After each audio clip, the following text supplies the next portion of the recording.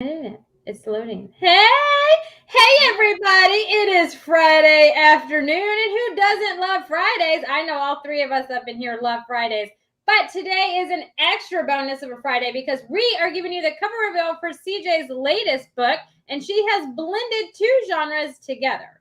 So I cannot wait to dive in and get some information about her Christian sci-fi book, which is coming out on August 30th, and to get this beautiful image of her cover for all of you guys to see, on top of what all went into it and the inspiration behind it.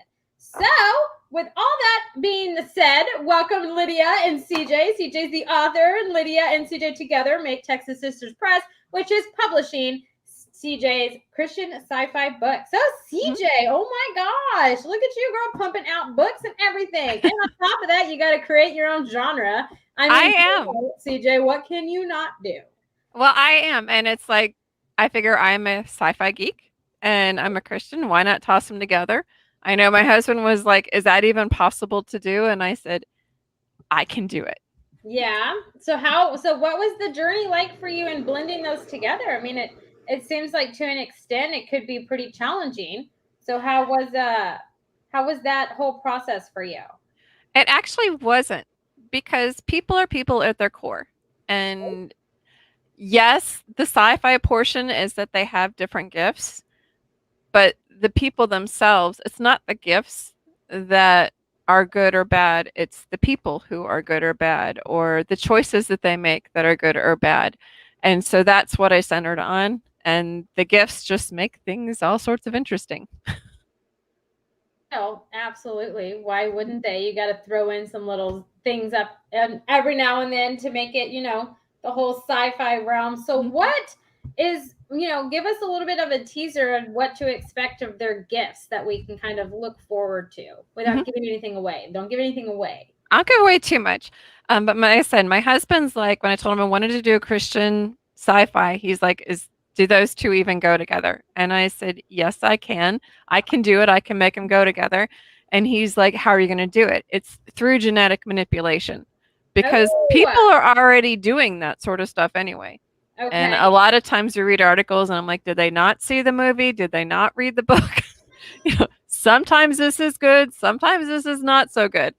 And so in this particular case, Professor Noah Roth is the one who initiates all of the experimentation. It takes him over 20 years before he finds the right gene to trigger what he's looking for in the kids. Experimenting on people for 20 years? Oh my goodness. He did it under the guise of a fertility clinic because he was experimenting on the babies.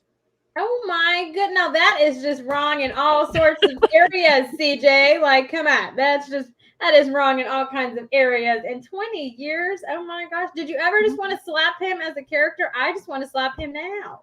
You'll when you read the books, you definitely will later. All right. In my mind, he's been slapped, chewed up, and spit out. Okay, in my mind. That's how and I take a lot of these kids, and and what I think in my head, what would this professor who's taken 20 years to get these kids, what would he do to them? Well, to him, they're subjects. Well, yes. The mothers are carriers. So he basically, what's the word I want? Cleanses their titles so that people don't realize that they're human, or they don't look at them as humans. Oh. So it adds a bit of a twist to it. So he's just a big old meanie. That's what he is. We're just going to call him is. And we're just going to go with he's not a nice person. He's not. You got to be nice in this world. World is filled with kindness. Mm-hmm. And there are. I tell my daughter, puppies and rainbows, okay? Puppies and rainbows all day, every day. Not in this book. Not in this book. Not in this trilogy. Oh my goodness. Okay, so you are known as a literary assassin. You are not afraid to kill people in your stories, and I'm not.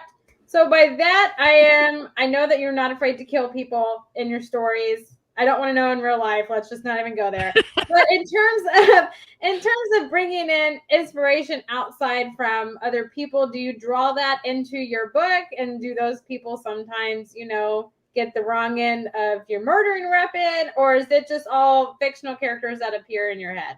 Oh no, there's actually one of the characters is named after a friend of mine, Eddie Hancock. Okay. He's an author, and so he's actually in a wheelchair due to spina bifida. And I told him, I said, I'm going to make you a character in this book. He says, that's awesome. I said, no, you don't understand. You're going to be like the biggest badass character in the entire thing. And he says, are you serious? And I said, yes. I said, and you're going to go nuclear, and we'll figure it out from there. And so he's super excited. His character comes in book 2. Okay, so So yeah, obviously you're not going to kill him off. Okay, like no, but good. Okay, you know, so you don't kill people you know. Okay, hopefully no. not. And Hopefully not. sometimes, like for example, one of the characters in the Team Angel series was after somebody that I knew, and I was originally just going to put him in for one story. They end up being in there like the whole thing. Oh my And goodness. so a lot of times I'll interview people. I'm like, I'm going to make your character in this story, and the first thing they say is just please don't kill me. And so there are times where I've had to figure out not how to not kill them, yet still make the story, really good. Well, I am not afraid of being killed off as long as it's in the most dramatic, amazing way possible. You are more than welcome to kill me in your story if you're guided towards that direction. There are just stipulations, okay? It's got to be dramatic, memorable. It's got to go in a great way. Oh, each death is memorable. There's a Yeah. reason behind each death. Trust me. Well, see, They're there. that you had me at that. Like there you go. One Yeah, of those things. it's kind of like when I watched Michael Weatherly from NCIS. He was Denozo. He did an interview one time. He said NCIS stands for no character is safe. And I'm like, that's actually my books. No character is safe. There you go. There you go. I like it. I like to hear it. So, CJ, you are notorious for pumping books out relatively quickly. Lydia, go for it. I was going to say, can I get a word in edgewise here? I mean, why am I even here? Has she killed you off in the story? No, not yet. Not yet. Good. Sisterly bond. You can't kill your sister. Yeah. That's wrong. Not, Don't do not it. yet. Yeah. She's probably going to throw me out of an airplane or something. Hey, I could kill you on a farm in your farm world. Yeah, there you go. Well, what I wanted to pipe up and say is I am a huge sci-fi reader. I have read sci-fi, gosh, probably since about the 6th grade, Oh, wow. And so when CJ called me with this idea, I was like, oh my gosh, this is amazing. And it really is sort of that with the genetic manipulation and things like that, it really is a cutting edge topic, in the sci-fi world. Sci-fi writers for a long, long time have sort of wrestled with this idea of cloning and robotic sentience and that sort of thing. So it's like if you're a sentient being, what kind of rights do you have, even if you were created in a lab, and et cetera, et cetera, et cetera. So when CJ called me about this idea, I was like, oh heck yeah, write this, And cloning does come into play too. Yeah. And it's just it's very, very interesting. And as a human species, we do need to wrestle with the morality of this. If you read enough background information on the internet and stuff, they're already doing cloning and organ harvesting and things like that in countries like China and North Korea, that they don't have any kind of stipulation that like we do sort of in the Western world. And so, we really, as a human species, need to be wrestling with these ideas, because, we do have the technology now to genetically manipulate an embryo in the womb, or even before it's implanted in a womb. And so, how do we as human beings deal with that? And CJ, because she is a Christian and she brings her Christian background into her writing, it's going to be a very interesting topic to discuss in matters of faith as well as just science, because faith and science go together, in my humble opinion. So there's my little 2 cents worth. Also, as half of Texas Sisters Press, her publisher, I I do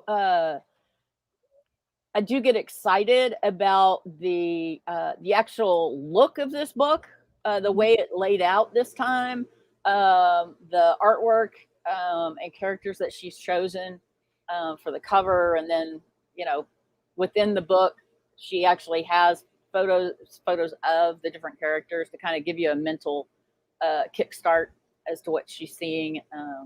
So anyway, I think this is going to be a very exciting trilogy. So. Mhm. There Well, you go. I know that when we read through, because my husband, I call him Super Hubby, and he did comment on there. He said, "Proud of you, super excited." When we read through it, initially, I tend to send out series with a 6-month split between them.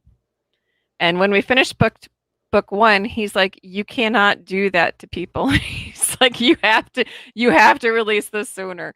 So book 1 is being released on August 30th, and then book 2 is being released on October 1st. And then because of the holidays, I moved to book 3 to come out in January of 2022. So I'm not as mean, but there is a little bit of wait in the middle of it. But I'm really excited about it. In this book, people are like, well, how do you bring Christianity into it? Well, there are 2 nurses that play a key role in this. One's a Christian and one is not. And to start, I'm not giving away too much because this is actually in the summary portion of it. There are initially four children that have the gene. And so the nurses can only take 2 of them. So they take 2 and they leave 2. Therefore, 2 are growing up in the lab and 2 are growing up outside of the lab. And the 2 that are growing up outside the lab are being raised by 2 nurses, one Christian, one not. And, we're going to see how that plays a crucial role in how they're brought up and, the differences between the 2 sets growing up, between the lab and where they grew up in Willow Springs, Texas, a small East Texas town. And, the differences between them. And the key message is that it's not the gift, which is what they call it. It's not the gift that's good or evil. It's the person behind the gift that's good or evil. Well, yeah, I feel like that is just very relevant to today's times or any times, But I like that you nurture versus nature. Yep, Trevor said.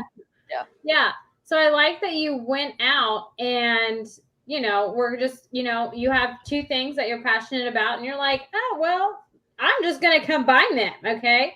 And you just started your own genre, like we had mentioned pretty earlier. much. Which is just, you're like, well, no one's doing it, so I'm going to do it. Which is, if anyone knows CJ, that is what CJ does. That is just very characteristic of you, CJ. So you have mentioned your drop dates, which is August 30th, October 1st, and then the new year, right? Mm-hmm. January 2022, yep. All right. So then it's safe to assume that book 1, 2, and 3, obviously book 1 and 2 are done, and book 3 is done, right? And you're just going to launch them. So how long did it take you to write your books? Well, this series. How long did it take you to write this series? From March of this year to the end of June. Okay. You're making me do 3 months. But okay. What is that? 3 months? Yep. Right? Yeah. Okay. Math is not my strong suit, people. Well, and calculators. Yeah, and that's more than the rough draft. That's making sure that book 1 and 2 are ready to go to the editor by July 1st. Yeah, but how long did it take you to get the idea from your head onto your computer or paper, whichever route that you go? So you're talking the rough drafts? Yeah, just to get it written out of your head so it wasn't talking in your head anymore. Month and a half to 2 months. Nice. Okay. I'm a pantser when it comes to writing. Usually there are 2 types of writers, a planner and a pantser. The planner has like the outline, post-it notes all over the place. Lydia is a planner. I am a pantser. I literally sit down, pray, and type. The only thing I keep is a running list of the characters. Sometimes there are a few little scenes that might jump out at me that I'll make a note of. But other than that, I just sit down, pray, and write. Man, I feel like if I was going to write, I would either have to be like that with a combination of, a planner like Lydia is. I don't necessarily know if I could just full force, pants my way through it or plan my way through it. I don't know. That's just, yeah. Well, you start the story and the characters take over. And I have one rule. I never write against the character of the character. And in doing that, the characters themselves guide the stories. I never know how the stories are going to end. And so for me, it's exciting to watch it. And I'm ADD and OCD. So the OCD in me keeps stuff in line, whereas the ADD person in me is like, okay, if this scene is boring, it's coming out. So there's action. It's always moving. There's always, moving parts and making sure that they're all flow together. And that's where my OCD and ADD combine. Okay.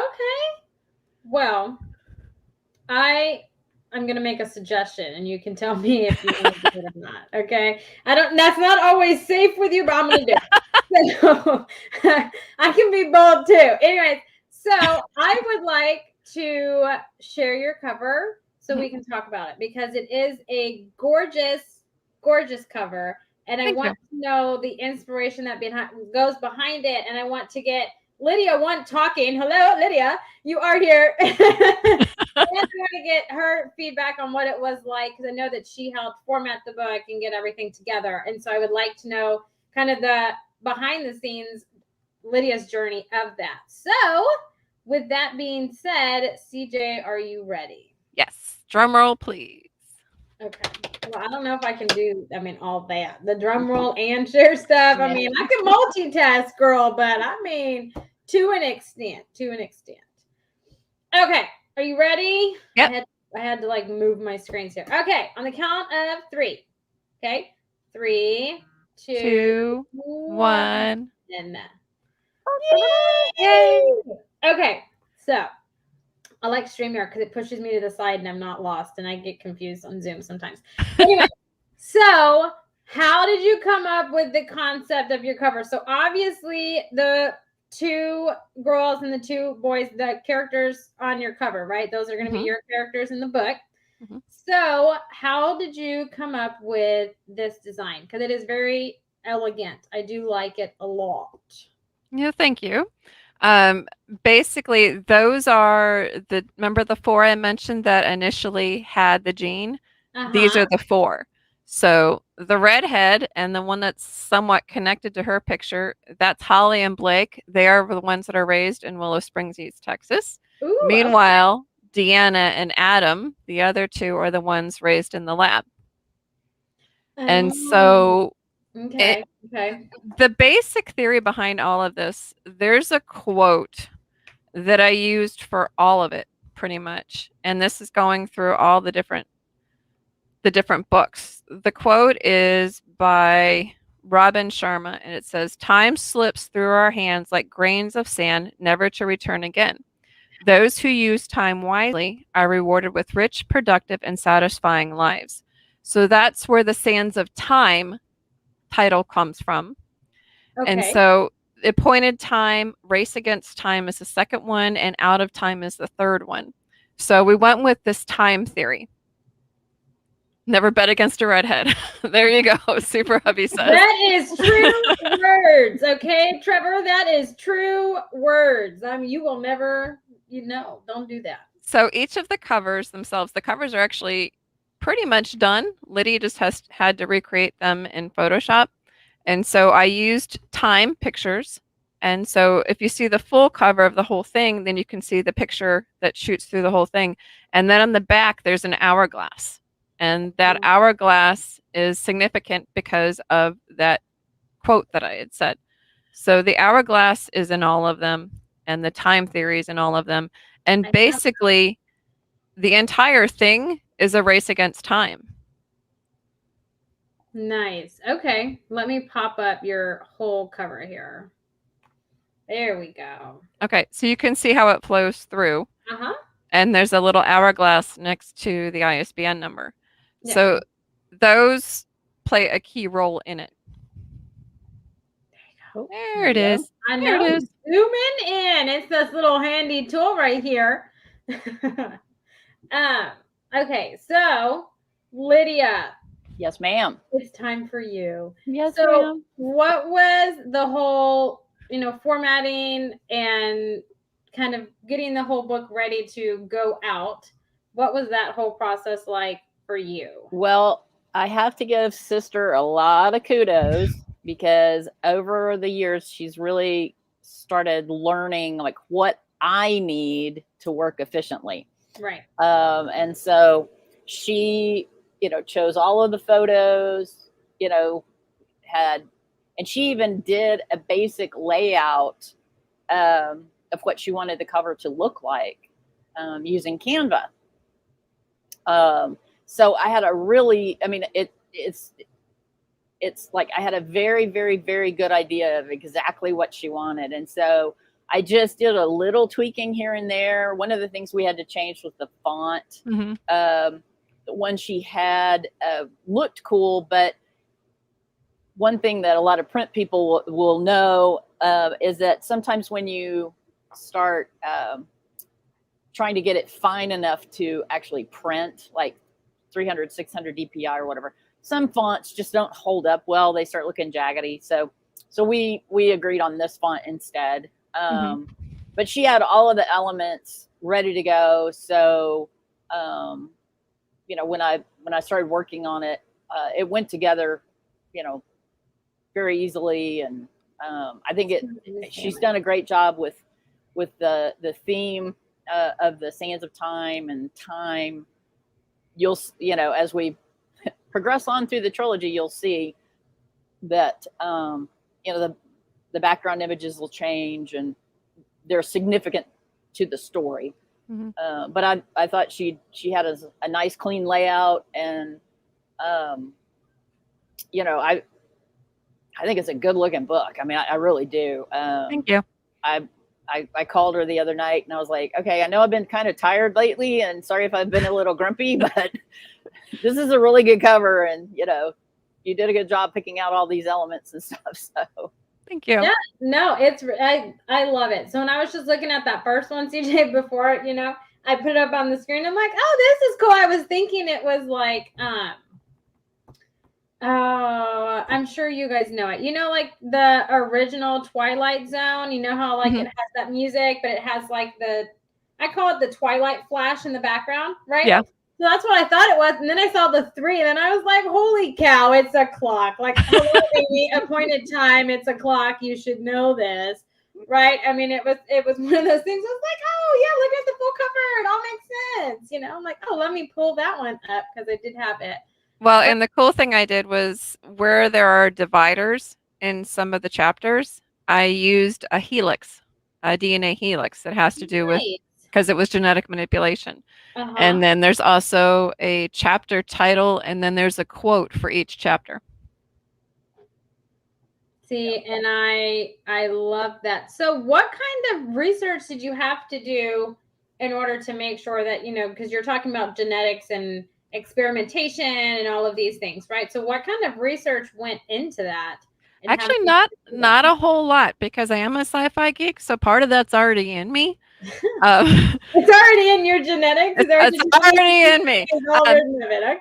But part of it has to do mostly with the people themselves and the gifts themselves. So that's mostly what I focused on, because to me, it's about the journey. So in this case, it's about the journey of those 4 teens among the other ones that are gifted. So I focus more on the journey, and the other part plays a pretty significant role, but you really don't have to do a whole lot if you're a sci-fi geek. It's kind of already in there. Yeah, okay. I can see that. See, now I do sci-fi, but I am not hardcore sci-fi like you. I'm more, Marvel zombies. I could tell you how to start an apocalypse. I mean, I could do that. So you don't need to you don't really need to do the research because you've already got it in there. And it's kind of the same for me, is that I didn't really need to do the research. I just thought, okay, how long may it probably take? How many mistakes would he have done over the course of 20 years to get this one gene? And you find out later why he even initiates that, but you won't find out till probably book 3. So are we going to follow these 4 characters throughout your entire trilogy? Okay, so they're gonna stay the same. Mhm. Okay, all right. You're not okay. I was gonna say you're not gonna introduce new main characters. Oh no, there are more. Oh my goodness. There Okay. are more, but All these right. 4 are the center, but there are more. Branching out. Okay. Mhm. I like Remember I said that cloning does come into play a little bit further down the road?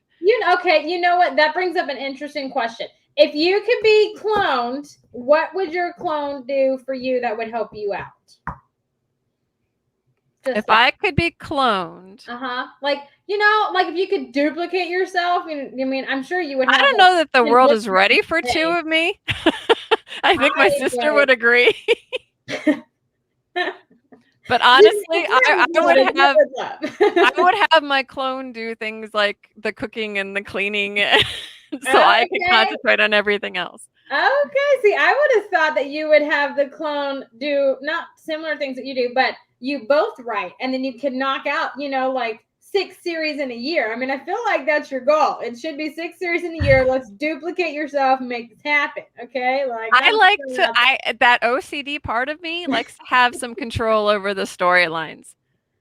She's mouthing, "Oh, help me, Lord." Okay, so what if when you now here's the question, Trevor, would you want 2 of me? Well, yes, he would Trevor's be crazy to not want 2 of you. No. Absolutely. More the merrier, right, Trevor? It'd be like more the merrier. More the merrier. No. There may only be enough room for one of me in this world, so that I will own. Josh would not. I mean, he has too many me's anyways, so he put in all caps. No. It's good. He means that with love, though. He does because he loves me. Well, that's the thing. And there's a great book that came out, gosh, probably 15 or 20 years ago now, called Clones. Mm-hmm. Very original title. But in this, the premise of the book was when you were born, they would take a genetic sample of you, and they would, depending on how rich you were, they would make clones of you, and they would just basically keep clones on a farm. And if you I don't know, had an accident and you lost your arm, they'd just go chop the arm off the clone and put it on you. Oh my goodness. Sort of thing. Yeah, and so it's that whole moral. I saw a movie on that. Of what rights do these people have? Are they even people though? Are they people? Do they have? Yeah. Do they have a soul? Mm-hmm. Everybody can do what they want to, but I would never clone my dog. Mm-mm. Because I totally would. I miss my dog deeply. I would do it. But it wouldn't be the same. But the uniqueness of my dog, it's not the same dog. Well, I mean that's true. I think a lot of it, I would do it mostly for comfort because I miss my little Chihuahua thing. I loved him. He hated Josh, and it was the greatest thing in the whole wide world. I love that dog. Anyways, I would. Okay, so what if, CJ, we could duplicate you, and one was ADD and one was OCD, so you had to work together? Oh, that would just not work. Why not? No, they would clash. Like your ADD and OCD, I feel like yes, it would work. But they would drive each other crazy. It's taking me 49 years to figure out how to get them to work together. And they're pretty good. Both sides work together pretty well, and I've learned to work with both sides. But if they were 2 separate individuals, that would just Blade Runner was a great movie. As her sister, and I would have to, put up with 3. We'd be fighting all the time. No. Thank you. No. Thank you, but no. I mean, I'm just throwing it out there. It would be kind of cool. I would like to duplicate myself, but I have to duplicate. Now, having a little robot, on the Jetsons, the little maid robot, I'd go for that. Well, what was her name? Rosie? Yeah. Yeah, I totally do that. I think the better question is, in regards to the trilogy, is if you could have one gift, what would it be? Well, but what are the options of gifts? Is it literally anything in the whole wide world that I could think of? Or is there specific gifts that in this particular series, there are specific gifts. There's telekinesis, telepaths, empaths, Some whose mind works faster than almost time itself. So it's kind of akin to a precog because they can pretty much predict what's going to happen with 100% Oh, I accuracy. want that one. I want that one. I don't want to be an empath and have to feel other people's feelings. I couldn't do that. Like I couldn't handle it just because I'm an emotional being anyways. I want the one where my brain just thinks like, the Flash should be off. Now, see, and I'm a little bit lazy, so I'd want the telekinesis. It's like you're running around all day, you sit down and you realize, crap, the phone is still on the hook and it's ringing.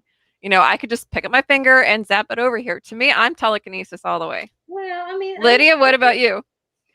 I was kind of thinking telekinesis too, because it's like, those people that annoy you, you could maybe smack them in the back of the head with a baseball or something, and you'd be like, well, that is a true statement. That is, yes. But probably it's best if I just don't have any kind of superpower. She might abuse it. Is that what you're saying? Yes. With great power comes great responsibility. Mm-hmm. And Spider-Man had to learn that, and I'm just not sure I'm ready for all that. I know the world isn't ready. The world is ready. Yes, it is. It is ready for both y'all. So, CJ, I'm going to show the full cover, one more time. And then, we have an exciting book launch coming up on the 30th for you at 7 p.m. Central Monday night. Naturally, CJ will be there. Hello. CJ will be there, but all of the Through the Eyes of Authors members and anybody else that wants to be on and come and celebrate CJ's book, it is launching on the 30th, 7 p.m. Central. Make sure you let CJ know if you want to be on, but it is a great time. We're going to have authors on, all kinds of goodies and giveaways, and it's a celebration to celebrate this new blended genre that CJ has created. So, with all that being said, appointed time, you guys remember August 30th at 7 p.m. Now, there is also an interview on August 30th at 10 a.m. Well, yes. On Author Talk. Yes, that is true. 10 a.m. on Author Talk. Me, Fern Brady, and Russell Little will be talking to yours truly, CJ, about appointed time, talking about her launch, and giving you some more interesting and exciting giveaways that are becoming up, and interested deep dive into appointed time. That just made more sense in my head than coming out of my mouth. I mean, in my head, I was like, yes, this totally works. And coming out, it was like, blah, blah, blah, blah, blah. Yeah, okay. It worked. It worked at the time. It worked.